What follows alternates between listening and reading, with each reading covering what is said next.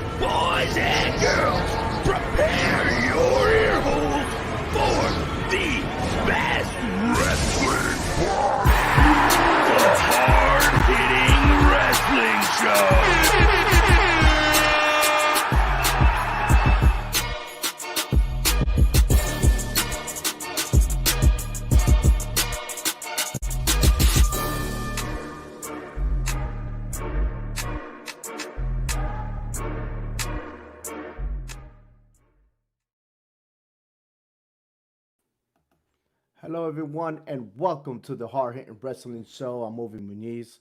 Today we got the tag team Turmoil hosted by Hector V. But before we get there, a lot of things is going on WWE, and we wanted to first start off with the takeaway with Retribution. Retribution has been harassing a bunch of superstars in the WWE, both on Raw and SmackDown. But we come to find out on Monday Night Raw who is the real leader and who is behind the scene of everything that's happened. And we're going to talk about that here in just momentarily. But I would like to also say is that this show is brought to you by CMG Podcast. Visit www.clovercrestmedia.com and also our personal page, our personal website, thehhwshow.com, so you can know more about the updated news on pro wrestling, and also follow other podcasts such as All Four Downs, which covers college football and the XFL, and John About the G-Men, which you want to know more about the New York Giants and everything else that's going on in the NFL. Let me bring you in the guys real quick. We got Hector V in the house. And we have Big Jace. Welcome aboard. Hey, what's happening? Start off right off the back. Retribution has been causing chaos, and we just find out Monday Night Raw who is the real leader is Mustafa Ali. And Hector, when you first seen this, what was your reaction? Now that the smoke is clear, we know what's going on, and it took me for a curveball. It took me to left field. I did not see that coming. I thought it was somebody else, somebody who was more affiliated with NXT, but that was proven wrong. And so, yeah, this is very interesting to see him being the leader of Retribution. Jace, we were been talking about the hackers and everything else. And we were narrowing down about certain people that could have done it. I mean, I myself wrote an article on hhwshow.com, but the biggest person on it was Mustafa Ali. Do you now see the big picture of why Ali's doing what he's doing? Yeah, I do. It should be interesting to see how this plays out. I know that it seems like we might be kind of seeing like a face turn kind of for the Hurt Business, if they start bringing in like Ricochet and Apollo Crews to help them against Retribution. But also, I don't think Mustafa Ali's the end of it. I think we're gonna see a couple more, maybe a couple more people come out that are on the Raw and SmackDown rosters already. And with the draft coming up, who knows? And I think we will see more people joining Retribution down the line. Well, you're speaking about joining Retribution, we have Ricochet and Apollo Crews. They've always been against the Hurt Business, and they don't really have good tactics into recruiting. You say no, then you get jumped, and then they keep getting bullied over and over again. I mean, do you think that Ricochet and Apollo Crews or Hector could join Retribution? No, I don't think so, because I think they seen that they put their trust in Ali, and now Ali stabbed them in the back more than what Cedric Alexander did, in my opinion. So I think that's why I think they will lean more towards siding with the Hurt Business just for a common enemy, you know.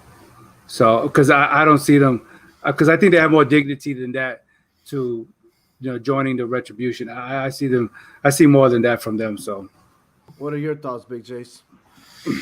I do think they join up with the Hurt Business to try and get rid of Retribution. I don't think they're gonna join Retribution.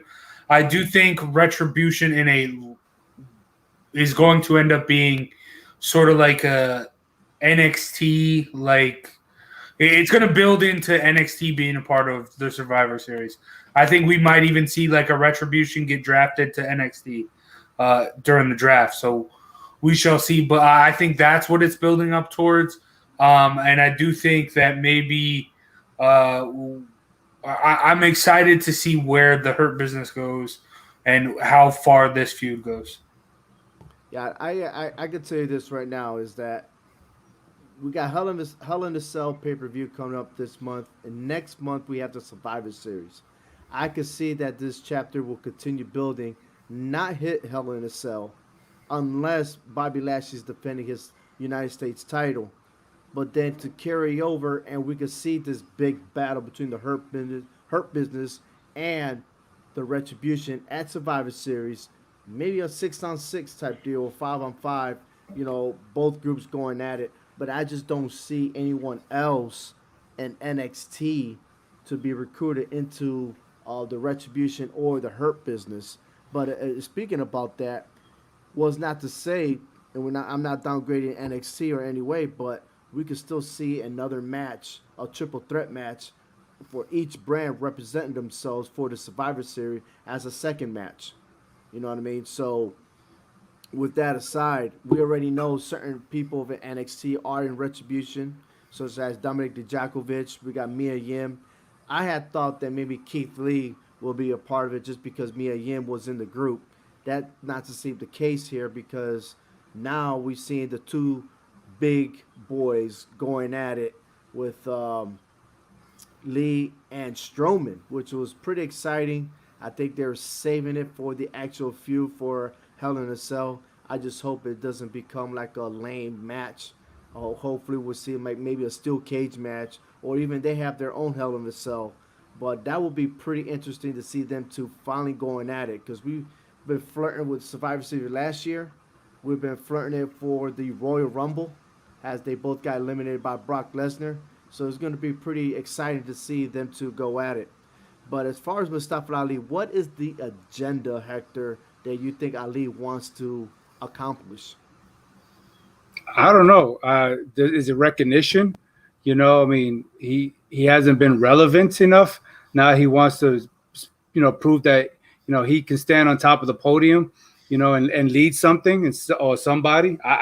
It's just kind of interesting to see that, because before, we always made the assumption that he was the hacker, and he disappeared for a while, then he comes back, and now he has a major role here, to say that he's the leader of something, where he wants, I guess, to feel that respect factor, to a certain degree. So I don't think he wants respect. I think it's all in the name. I think he wants retribution.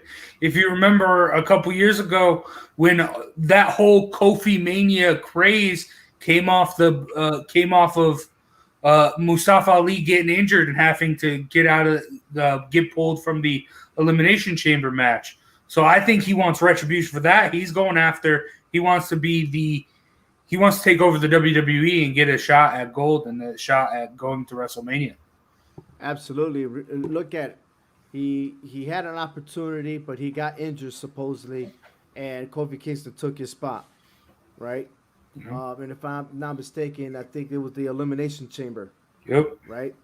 Then he had an opportunity for Intercontinental Championship, and he's been in and out, and that's when I want to say, who was the Intercontinental Champion during that time? Shinsuke Nakamura, right? Yeah. So yeah. things didn't plan out right. So it just makes sense that, you know what, he had enough. He took some time out, trying to refigure himself, and he did a couple of promos, but nobody ever thought anything about it. But if you go back to his promos, all right, he did say that he's coming back, and it was with reason, you know. So and because we had a lack of attention on him, now we have to go back and figure out all the codes that he was saying to understand what his goal is. So we're gonna have to wait and see on Ali. One other thing before we go to the tag team turmoil we have is Randy Orton. Randy Orton got paid back to the legends, turned off the light, had a night vision goggles on, and went at it. That was some funky looking goggles, by the way. So, coming from the military standpoint, yeah. Um, I need to get me one of those, I guess. Look like But binoculars. and the fact that when you turn off the light, you can see a part of the backstage on the little corner there. If you slow motion with it, you'll definitely see it. But hey, he tried to do a promo on Monday Night Raw, but there goes old boy Drew getting in his face. So my one question is, Jace, is Randy Orton gonna finally get the title, or is it just occupied time? I think this is just to occupy time. I think this is to legitimize Drew McIntyre's reign. Anytime you can throw someone at like Randy Orton on a title reign, it makes it that much better. So I think down the line, I've been saying it. I think we're gonna see like a partner swap from the Rey Mysterio and Seth Rollins feud and the Randy Orton and Drew McIntyre feud, because I think the one person to take the belt off Drew McIntyre is going to be Seth Rollins, and Rey Mysterio is a legend, and I think Legend Killer is not dead. Well, I'm gonna tell you, it's a hard sell to have Seth Rollins try to take that belt, and might be probably at a WrestleMania event. I could see that happening. Remember that he will take time off to be with his newborn child in December. Uh, Other thing also consider, Hector, is Roman Reigns. He's the tribal king supposedly, but is this a setup that maybe we'll see The Rock for the next WrestleMania? I think so. I mean, if there's nothing more, significant than being the head of, your culture, your family, and I know The Rock will have something to say about that. For him to embarrass his cousin the way he has and the way he's going to continue, as long as the Usos continue putting their business in here, they're not going to be able to handle him. So it's going to be The Rock to be the one to try to put an end to this. But I think, he's going to be the tribal chief from here on out, no matter who steps in his way. Even if it is The Rock, I think The Rock is going to try to stop something that is not going to be stoppable.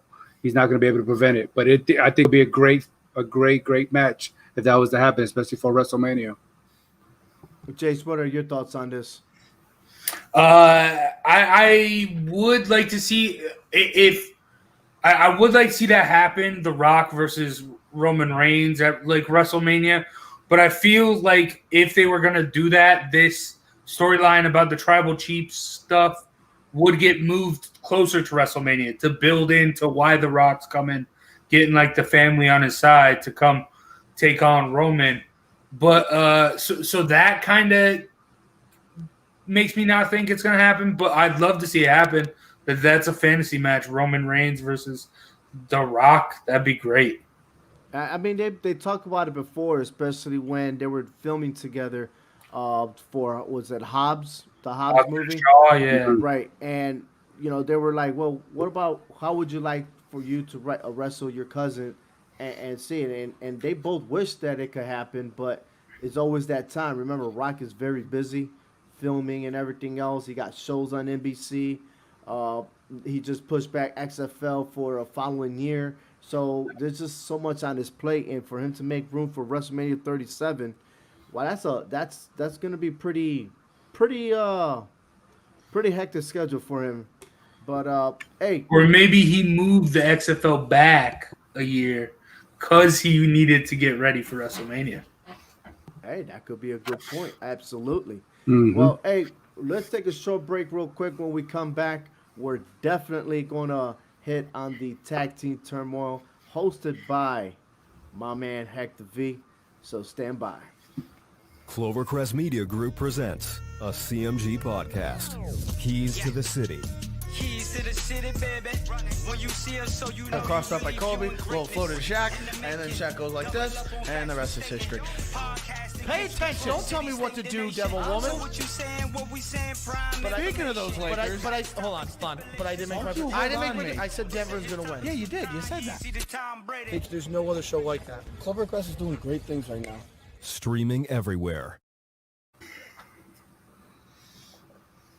All right, Hector. Yeah. So you running the show here, man. Man. We got this tag team turmoil going on. I mean, we got some changes happening for the 2000 bracket. Let us know what's going on. You know what? First of all, let's just give props to the 80s champion Strike Force who pulled out the monumental upset as the number 6 seed, and the New Age Outlaws who had a battle in the 90s. You know, they had a hard-fought matchup with a couple of teams in there, but they pulled it out, and they are the champions of the 90s. But now we're going into the 2000s here. We're talking about post-attitude era going into the ruthless aggression era. Two eras that kind of meshed together in the 2000s. And we got some stacked teams here. But we're not doing your traditional one-on-one matches here. We are changing the whole spectrum of the tag team turmoil. We're doing now, for this bracket, fatal 4 ways. So now, is the number 1 still a favorite? Is the number 2 still favorite? Or can the 16 pull up a monumental buzzer beater upset? We're fixing to find out right now as we start off with the 2000s bracket fatal 4-way. We have the number 1 seed, the Dudley Boys, the number 16 seed, the Spirit Squad, the number 8 seed, D-Generation X, and the number 9 seed, Chris Benoit and Edge. Wow. You talk about putting 4 teams like this in the ring at one time to go at it. Jace, what do you? This would be a great match. Like Edge, Benoit, the Dudleys, and Triple H and Shawn Michaels and the Spirit Squad. They can, I'm sure DX will put them in a box and send them down to NXT if this match were to happen. Or back when they did it, Ohio Championship Wrestling, Ohio Valley Wrestling, I mean. But this came down to 2 teams here. I think it was DX and the Dudley Boys. And then it's, I think the real distinction here was tag team versus faction. While DX is a great faction, in the span of the 2000s, the Dudley Boys resume is just way too long, and it's just unbelievable. Talking about the triple threat matches, which I'm sure we'll get to, the triple threat TLC matches, I'm sure we'll get to later. But they were the first team to win the WCW, ECW, and WWE tag teams. They were the first team to win the tag team title on Raw and SmackDown. And they have the most tag team reigns in history at 18. That's just a lot. And if we were talking about factions, I think it might be a closer battle here between DX and Dudley Boys isn't really a faction. But, yeah, we're talking tag teams and Dudley Boys all the way. So you don't think that the Spirit Squad will have any mathematical chance in this? Seeing how they got more members on their team, when you talk about a faction. Whoa. I'm not talking about faction. I'm talking about tag teams. Hold on for a second. We're going to talk about more people on the team. Let's not forget that the D-Generation X at one point had Shane McMahon in there. They had Stephanie McMahon in their corner and stuff like that. So they were regulating the whole entire brand during their championship stuff. So when you want to bring in more people for the Spirit Squad, which that name still kills me, by the way. Hey, you know you have to have your pom-poms. I don't know if that one or the B team. I don't know, but but I could see it that if it was a tables match right? If the Dudley Boys got the tables out there and stuff, that somebody was gonna get it, and I would see the McMahons would gotten it, cause a distraction, and I would see the Dudley Boys just just getting that victory, man. And we say fatal four way, but we didn't designate any rules or any more stipulations to this fatal four way. But Edge and Benoit, they're just as nasty as it is. But I just don't see Edge and Benoit so dominant as to Edge and Christian when it comes to this scenario. So that's why I will cancel them out. As far as the Spirit Squad, you know what? They probably were already getting thrown. It would have been a triple threat match because they wouldn't even exist, you know. But my pick here, I will have the Dudley Boys making it happen, winning and advancing all the way. Tyler says otherwise. He says DX wipes the floor here. I don't know what type of floor he's talking about. If it's them, you know, losing, wiping the floor. I mean, you gotta be more specific there. But they're mopping the floor with the Spirit Squad's pom poms, I think. Oh, probably so, but definitely won't mopping with the Dudley Boys. Now, look, you know, I see what you guys saying here. You know, the Spirit Squad is not getting the respect that they knowingly deserve. They have given DX a lot of hell. Okay, they've beaten the Dudley Boys. Okay, when they were tag team champions, they reigned for quite a long time. They wreaked havoc. DX had to figure out how to get under their skin to, you know, take control of that situation. But you know what? You're right. You know, we're talking about, you know, fatal four-way. We're talking about hardcore here. And I think it would have came down to DX. It would have came down to the Dudley Boys. Edge and Benoit probably would have had their issues outside the ring with the Spirit Squad. It would have been a 2-on-2 later on. And then I think at the end of it, Devon, get the table. Somebody's going down, and DX is going to go down for the count. Dudley Boys win the match. Absolutely. So, it was not to say that they caused havoc to Edge and Benoit, and then they split up because they both battled each other before. Mm-hmm. So it was like, hey, what you doing? What you doing? Then they fight each other, and that's a wrap. But man, that's a good start for this fatal four-way here. Yeah, and Frank also had the Dudley Boys winning that fatal four-way himself. So yes, finally his stats is actually working. Yeah, I appreciate that, Frank. If you're listening up there, I hope everything's good. I know he's working hard over there. And we wish we had Tyler Bard here in the studio because I'm sure he had so much to say about this match. But yes, Dudley Boys, they were my favorite, man. You hear that music playing, you were out of your seat. All right, so what we got going on here? The Dudley Boys are waiting for a winner of this match. Now, here goes Edge one more time with Rated RKO. The Brothers of Destruction, two big men who've done battle before, but together they've been dominated as a tag team. Then you have Ted DiBiase Jr. and Cody Rhodes, and La Resistance. Oui, oui. Oui, oui. Oui, oui. So, Owie. Look, I'm gonna tell you like this. I like the Rated R. You know, I love them both together. I mean, we even saw the reunion at the Royal Rumble last January, excuse me. It seems like so long ago with this pandemic going on. But I got to give it up to the Brothers of Destruction, man. I mean, these guys were ruthless. They were powerful. I mean, they made their presence. The ground was shaking. Kane and Undertaker, man, they were just unstoppable, man. They were. I don't know about you, Jace, but those are my picks. Dude, I agree with you. Brothers of Destruction. I think the real underrated one is Ted DiBiase Jr. and Cody Rhodes. I like them a lot. Sadly, they weren't too great when as far as like dominant title reigns. But La Resistance. I'm surprised at how you have them seated here, Hector, because I'm not really that impressed by them. And obviously, I love Kane. I love Undertaker. I love the whole story of how Kane came to be and the fire. And, oh, my gosh, yeah, Brothers of Destruction all the way here. And it's crazy you said it because Frank said rated RKO, and I had to sit there and try to figure out why he would have picked them. Hey, you got two individuals there, that they can wreak havoc by themselves. You talking about a spear and the RKO, but I gave the edge to the Brothers of Destructions. I think they would have just been too much for everybody, but I think they probably would have ended one-on-one with rated RKO. I mean, I'm surprised it's a 4-1 vote because over here, Tyler says if anyone goes against the Brother of Destruction, yada yada yada, fill in the blank. yeah, But we can make a good argument with that because Edge and Randy Orton, they were unstoppable too. yes, they were. And so that's who Frank had, and I can't take none away from that pick right there. So, but sorry, Frank.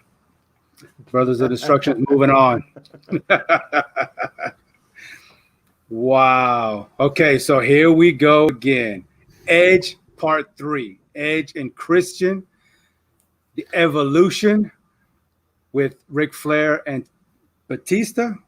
The Jericho Show. You're talking about that was a comedic show. And the two-man power trip. I don't know if many people knew that they had an actual name. Yeah. But look at them holding up all the gold. I mean, that is very impressive. They were the undisputed tag team champions, absolutely. And Man. you know what? From what I've seen here, there was a lot of repeats between Edge, Triple H, and Randy Orton being tag teams, and the Big Show, as a matter of fact. And keep repeating. I guess the year 2000 was all about who you matched up with. And, of course, this was part towards the end of the Attitude Era. But I find it so unique how they were able to work together and then somehow break up and fight against each other. Yeah. Kind of crazy. It is. But looking at all four of these tag teams, I had to give it to Edge and Christian. They were the more stable tag team. I mean, yes, Evolution is Evolution, and Triple H and Stone Cold did their thing together. But when you talk about chemistry together, there was nobody better than Edge and Christian when it comes to these four tag teams. If you're going to put them in the ring against each other, I think Big Show and Jericho would have just exploded, with some kind of disagreement, and of course you got the big egos of Triple H and Stone Cold Steve Austin. So it might have came down to them in Evolution, you know what I'm saying? But I give the edge to Edge and Christian on this one. Well, I see it different. I think it's going to come down to Triple H and Stone Cold and Edge and Christian. I'm not going to count Jerry Show because that came off Edge and Jericho winning the belts and Edge getting injured. So Big Show was a replacement. Only had one real title reign in the 2000s. So they're getting marked off. And then I really like the two-man power trip. So I think they'll stay in there. And then Evolution, it's the same thing as what I said with DX. We're going from faction to tag team. The better tag team is Edge and Christian here. The better faction, Evolution. But and then I like two-man power trip. They'll take the fall. They'll be the last two in the ring with Edge and Christian. I'll give them that. Well, we're definitely losing you, Jace. Hold on for a second. Like he said, I think he picked Christian and Edge and Christian? Yeah, Edge and Christian on this one.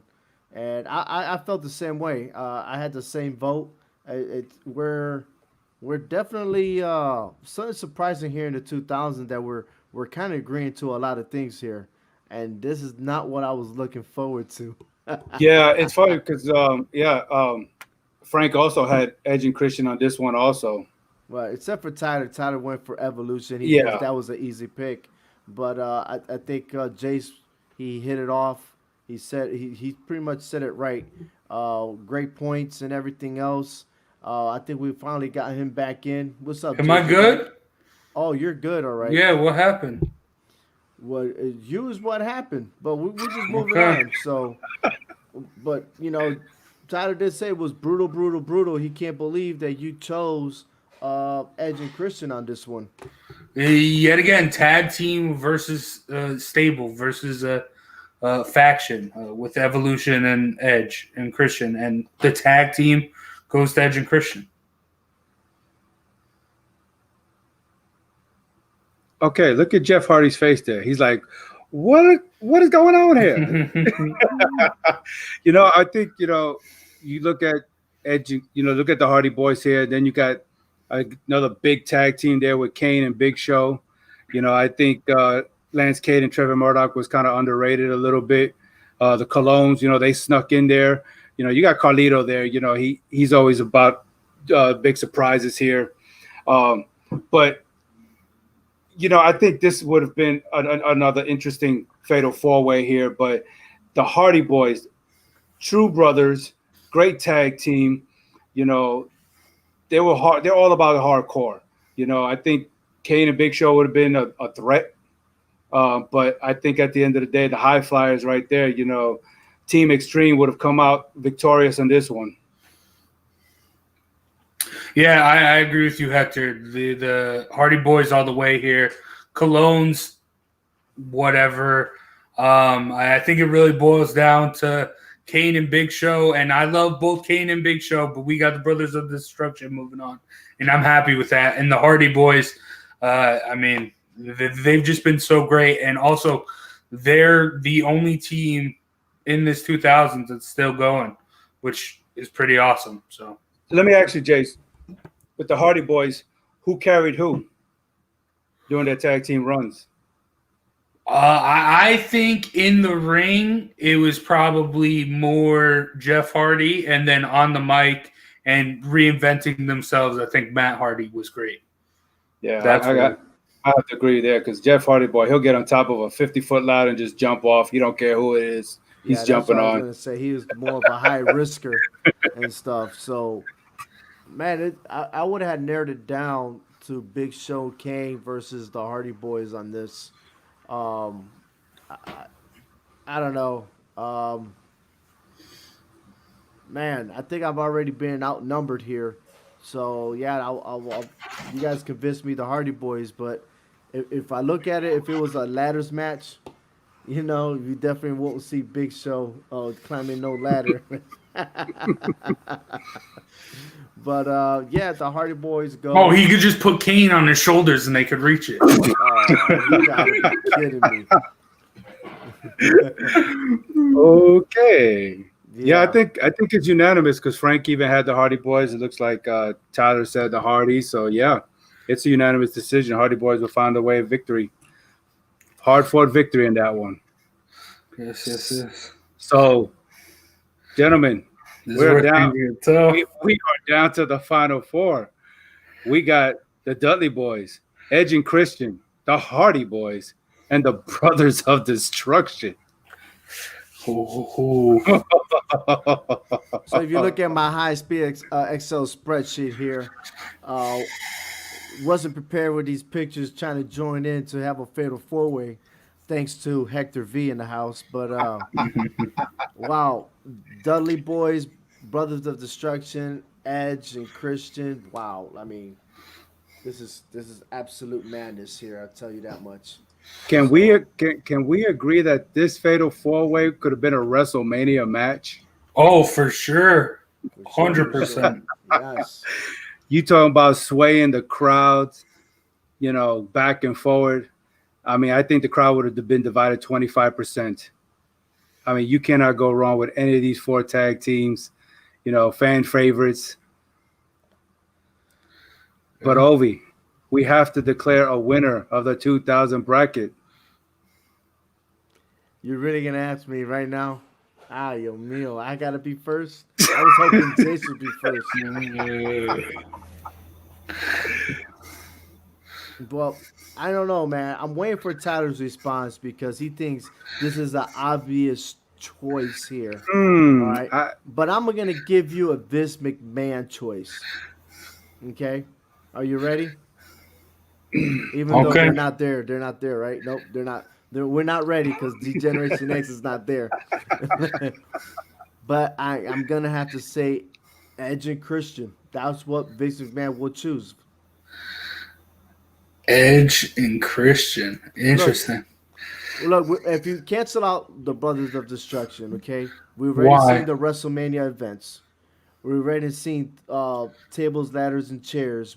They fought each other before twice, okay. And WrestleMania, who had the belts? Edge and Christian. All right, when they had their rematch, who had the belts after the match? Edge and Christian. And that's why I say I picked Edge and Christian. I am going. See, all this stuff I said about the tag team over the stable or whatever. Yeah, we're throwing that out the window. I love Undertaker, Brothers of Destruction, moving on. The Fatal 4-Way is going to be destruction, and the brothers only know how to succeed in destruction scenarios. So, and Tyler's right. Oh, no, never mind. Misread that. But I think the McMahons would give Undertaker whatever he wants. Brothers of Destruction win here. So Tyler's saying the Hardy Boys, since the Dudleys should have not beaten DX. I'm going to tell you this, in my opinion, and you're going to probably think I'm crazy. I think the Brothers of Destruction are the weakest link in this tag team, Fatal 4. Oh, well, that's just not true. You talk about Undertaker, the weakest link. I don't know, man. In a tag team, okay. What the Dudley Boys have accomplished, what the Hardy Boys have accomplished, and what Edge and Christian has accomplished as a tag team is something that the Brothers of Destruction have not been able to do. Their resume does not match up with any of those three when it comes to this kind of Fatal 4-Way match. In my yeah, opinion. but it's Kane and Undertaker. I get it. Like, I love it's Kane and Undertaker. How did they not win this? But we're not talking about the Mania Challenge here. We're talking about cohesive tag team, you see? And so with that, I'm going to go with the Hardy Boys on this one. Oh, wow. You picked the Hardy Boys? Yeah. Are you serious right now? Yes. You picking the Hardy Boys where they could never really win against Edge and Christian is what you're telling me. The famous scene on WrestleMania was the spear in the air, Edge given to Jeff Hardy. But we're talking picking Hardy Boy, and it was a triple threat match. But we're talking about Fatal 4-Way now. We had more conditions. You had ladders, tables, and chairs. All right? Yeah. Which was equivalent to having the Brothers of Destruction in that damn ring. Are you serious? What? Okay, hold on for a second. What did Frank pick? What did Frank pick? Frank, he had the Hardy Boys. Get out. Oh, yeah. Yes, he did. You guys are out of your mind. Yes, he did. You, Tyler. Oh, so the Hardy Boys are representing the 2000s. I get it. I get Edge and Christian owns the Hardy Boys, but we're talking about we got the Dudleys involved in this and the Brothers of Destruction. I'm not mad at that pick, Ovi. You know, I am. That is just a wrong answer. All right, Ovi, you're talking about just the TLC matches, though.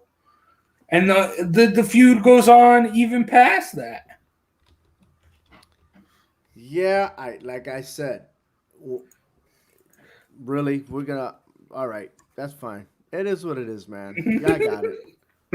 There's not really nothing else to argue about here.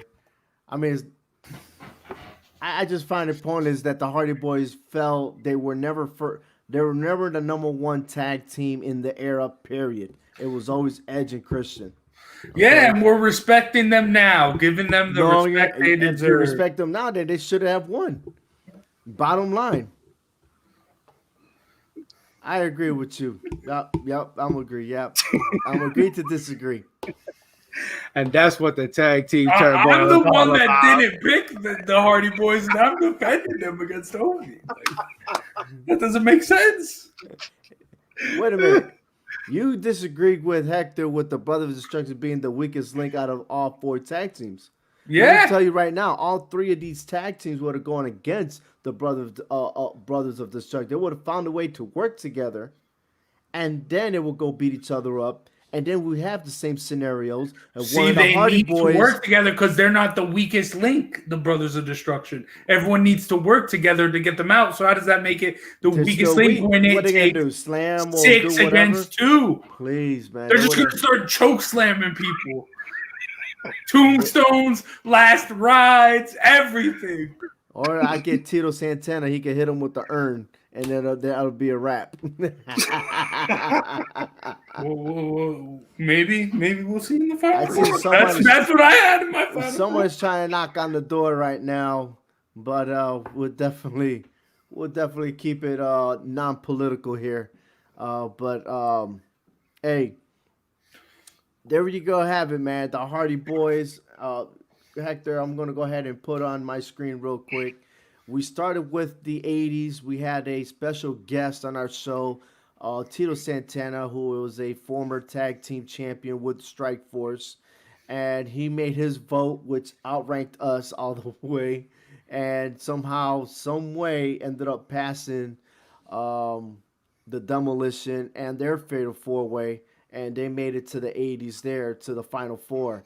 On the other side of the house, we had the '90s, the New Age Outlaws, number 1 seed and remain number 1 as they go into the Final Four. And we just somehow voted in the Hardy Boys representing. They were ranked number 2. They go to the Fatal 4-Way. To the Final Four. And now that moves us to next week's episode, which we have the 2010s. I'll leave it up to you, Hector. Will we decided on what? What we're going to do here is a 16-team battle royal, where when one man is eliminated, his tag team partner is automatically going to be eliminated. So now we're talking about a whole different ball game here with a battle royal. So we can see anything. Anything goes in this right here. Anybody could win. Obviously, to me, there's no favorite here because somebody could be hiding under the ring and make it to the end and surprisingly just throw somebody out. We just don't know what's going to happen. But we got a 16-team battle royale. Absolutely. Not the Royal Rumble. Mm-hmm. A battle royale. All 32 men are going to be in the ring at the same time.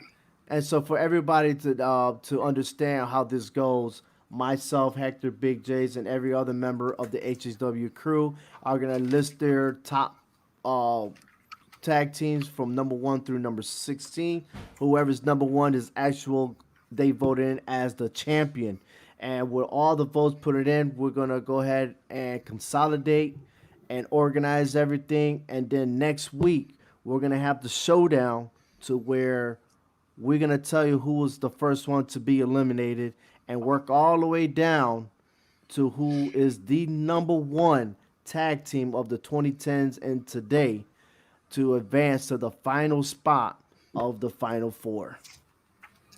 And I just want to say that next week, after we declare a 2010 bracket winner, I have a special announcement to mention on this tag team turmoil, and I'm gonna mention it live on the show.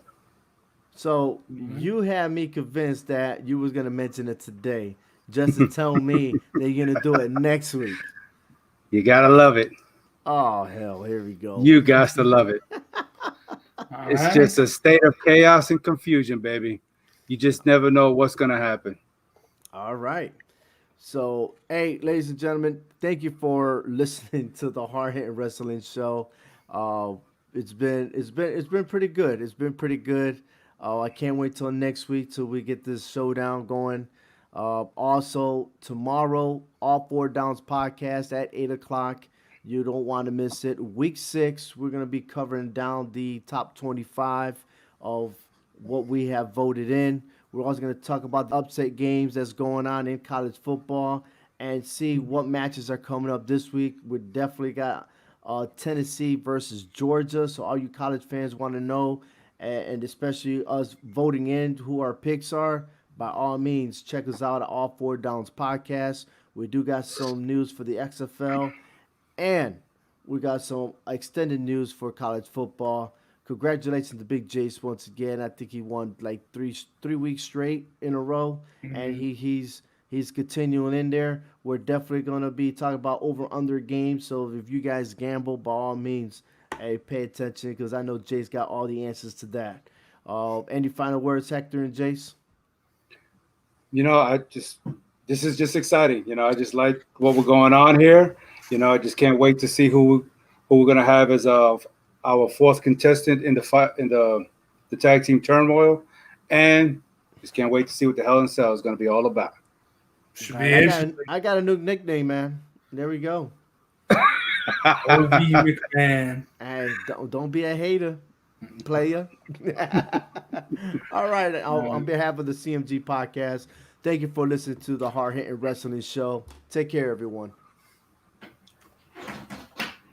Visit the HHWShow.com sportscast where you can find all the news, rumors, updates, and predictions from the Hard Hitting Wrestling Show, all 4 downs, join about the G-Men, and keys to the city. If you ever want to do a podcast, this is the place to do it. Starting at $15 a month, you can get unlimited hosting and $50 a month for the full package.